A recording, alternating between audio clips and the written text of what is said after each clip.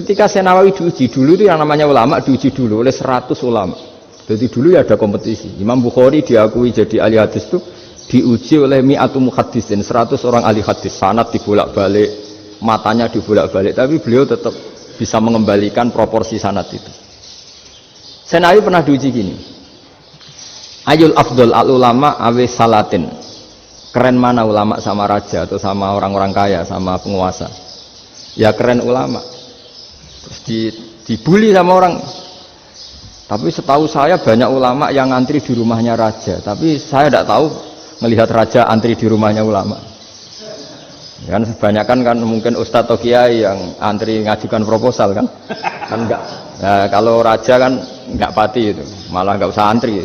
Kiainya sudah nyambut sebelum datang. Jawabannya lucu Senawawi itu, dan yang tanya itu langsung diam.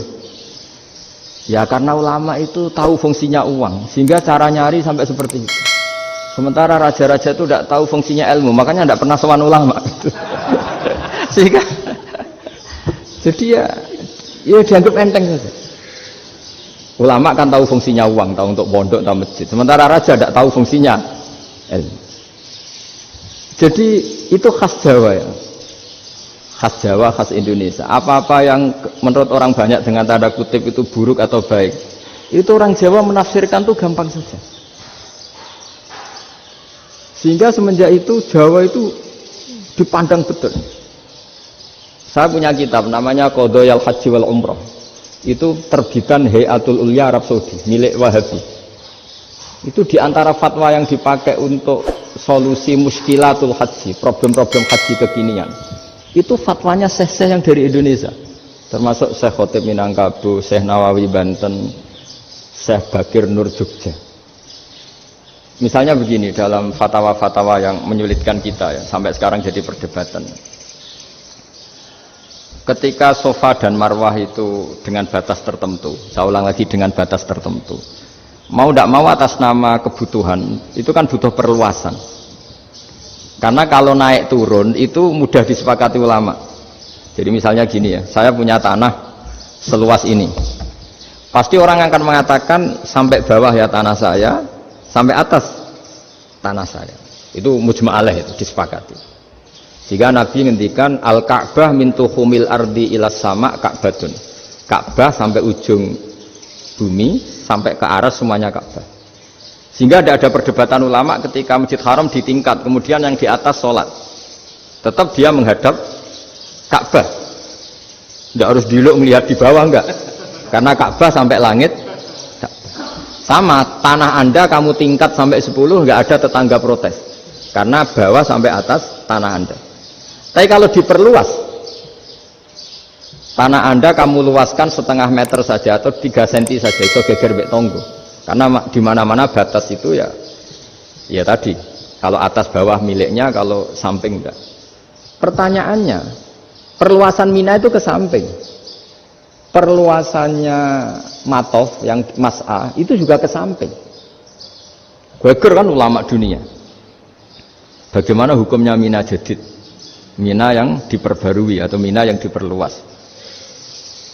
Itu diantara rujukan baik yang membolehkan maupun yang menentang.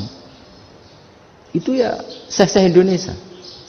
Itu orisinal tuh. Saya punya kitab orisinal terbitan Hayatul Ulya, kira-kira ya kemenaknya Arab Saudi kalau di Indonesia itu. Itu yang dirujuk dawuh Syekh Nawawi, dawuh Syekh Khotib Minangkabau. Karena apa? Ada logika khas Jawa. Misalnya begini. Meskipun saya tidak perlu fatwa Mina Jadid sah apa enggak, memang jadi perkhilafan ulama. Misalnya kampung ini dinamai Mina. Pertanyaannya gini, tanah yang di samping ini bisa milik Anda apa enggak? Ya bisa Gus kalau dibeli atau dihibahkan. Berarti tanah di samping Anda menjadi milik Anda karena ada proses pengambil alian lewat beli maupun hibah. Nah masalahnya ini negara itu berhak menganeksasi atau memasukkan ini sebagai Mina. Itu ulama Jawa kalau ditanya, alasannya apa? Fa innal muttasila bis-syai' hukmu dzalika syai'. Karena yang gantet, yang mutasil itu bisa dihukumi seperti sesuatu itu. Jadi kalau ini Mina, ya yang gantet Mina ini ya bisa dikatakan Mina. Beda dengan membuat Mina, Malang Mina, wah itu tidak bisa, tidak mutasil kan? Itu enteng sekali ulama Jawa. Satu ya tentu karena kebutuhan, tapi asal masih al-muttasilu bihi, yang masih tanah yang masih mutasil dengan. Nah, ketika perluasan antara sofa dan marwah kan misalnya ini batas luasnya sofa, ini batas luasnya marwah. Lalu atas nama kebutuhan, sofa marwah itu sampai sini. Sampai agak meluas ke sini. Itu geger Arab Saudi. Wah, ini gimana?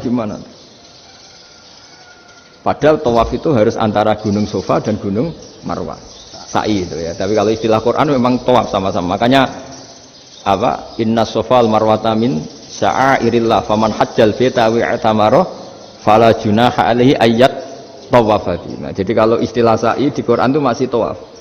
Karena harus ada, kalau bisa lah, bukan harus. Kalau bisa memang harus ada unsur muternya. Kita kalau sa'i kan dari sini sofa sampai sini marwah. Terus kan agak muter ke sini. Nah, kan agak membentuk lingkar. Nah, makanya Quran tetap mengistilahkan apa?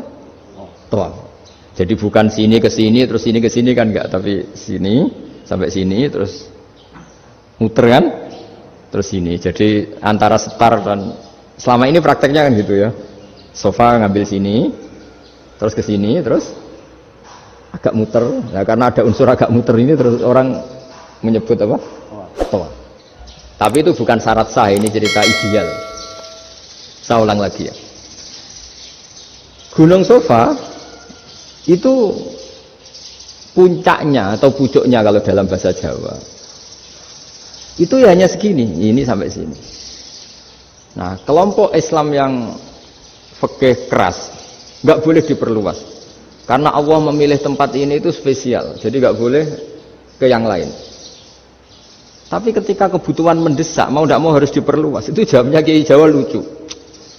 Gunung sing ketok iku sing dhuwure tok. Sikilane luwih ombo. Jadi karena kan gunung kan bentuknya gini. Nah, sofa yang kecil itu yang atasnya, tapi sikilannya sini kakinya lebih luas. Jadi boleh perluasan asal tidak melebihi kakinya. Nah, dihitung ya lebih luas.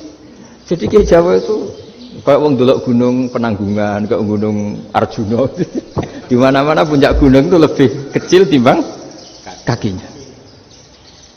Artinya diperluas ini bukan berarti tidak di sofa dan tidak di, itu khas Kiai Jawa. Jadi jangan kira orang Jawa itu tidak hebat sekali.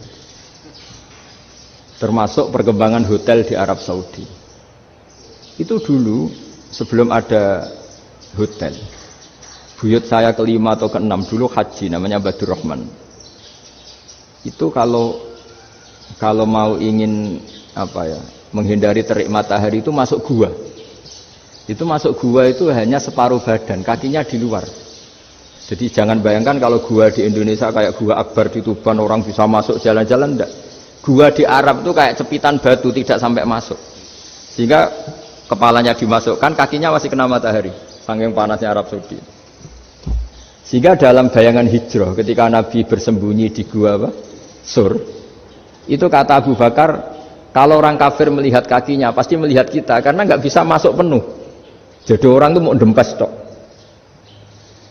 Sehingga ya kira-kira luasnya gua paling segini. Makanya guyonannya kiai-kiai itu untung nggak kayak gua Indonesia. Kalau kayak gua Indonesia laba-labanya capek karena luas sekali. Jadi jangan bayangkan gua Arab tuh kayak gua Indonesia. Makanya bayangannya andai kan orang itu melihat ke bawah pasti melihat kita karena orangnya nggak bisa masuk penuh, nggak bisa masuk 100%. Ya kayak cepitan batu lah mirip. Itu kan mirip Gunung Uhud. Gunung Uhud kata Rasulullah, nanti kalau kamu perang itu di atas, menang atau kalah di atas. Musuh biar di bawah. Dengan di atas kamu bisa manah. Jangan bayangkan kayak Gunung Merapi, kayak Gunung Penanggungan. Lah kalau Gunung Penanggungan mana ke bawah yang layang kan? Jadi gunung di Arab itu kayak bukit. Ya sampean pernah kan ke Uhud itu ya sama ini aja tinggi ini kan? Lah ini yang mulai ada mis. Makanya nerjemah itu susah di Indonesia. Karena jabal itu tidak harus tinggi. Kalau tinggi nggak bisa mana dari atas ke bawah kan nggak ngefek kan? Sampean kalau ke Uhud gunungnya kan pendek sekali sehingga yang mana dari atas ke bawah ya kalau kena musuh ya celaka karena memang dekat. Nah, kalau gunung Indonesia mana dari atas ke bawah yang ngeleyak nggak ngefek. Nah itu susahnya nerjemah bahasa Arab ke kita. Jadi apa ya? Transkrip itu nggak gampang karena ada pengertian yang beda. Kita kalau bilang gunung itu tinggi sekali. Sampai banyak mahasiswa tersesat ya saking tingginya. Kalau orang naik Uhud nggak akan tersesat, wong ketok dari bawah.